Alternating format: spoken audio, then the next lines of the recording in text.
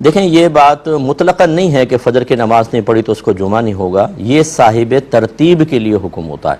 साहिब तरतीब उस शख्स को कहते हैं जिसकी ज़िंदगी में कोई नमाज क़ज़ा ना हुई हो और हुई हो तो उसने पढ़ ली हो, उसको कहते हैं साहिब तरतीब।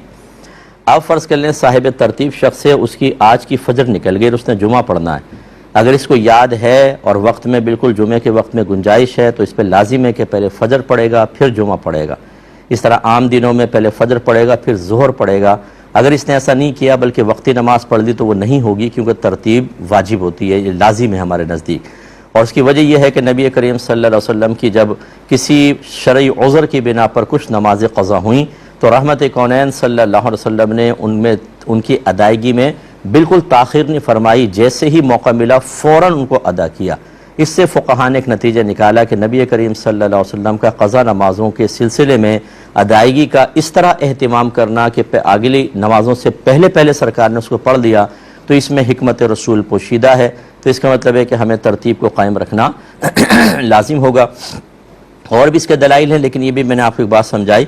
तो लिहाजा ऐसे शख्स को लाजिम है कि पहले फ़जर पढ़े और फिर जुमा अदा करे। हाँ, अगर फ़र्ज़ कर लें कि उसको याद ही नहीं रहा, उसने आके जुमा पढ़ लिया, फिर याद आया कि आज की फ़जर तो रह गई थी, या इतना क्लोज टाइम रह गया कि अगर आकर वो फ़जर पढ़े तो जुमा ही निकल जाएगा, जैसे आखिरी वक्त में जुमा हो रहा है या अभी पहले वक्त में ही हो रहा है, लेकिन इसके बाद कहीं और जुमे की जमाअत नहीं मिलेगी।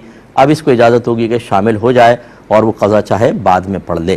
तो ये ज़रा जहन में थोड़ा सा रखें, ये इसका हुक्म है। ये नहीं है कि फ़जर नहीं पढ़ी तो जुमा होगा ही नहीं। ऐसे तो साबिक़ ज़िंदगी की अगर बहुत सारी फ़जर रहती हैं तो इसका मतलब जुमा तो फिर होना ही नहीं चाहिए, बिल्कुल ही नहीं होना चाहिए। तो क्या करेगा, जुमा नहीं होगा तो ज़ोहर पड़ेगा। तो सही मसला जहन में रखिएगा। एक कॉलर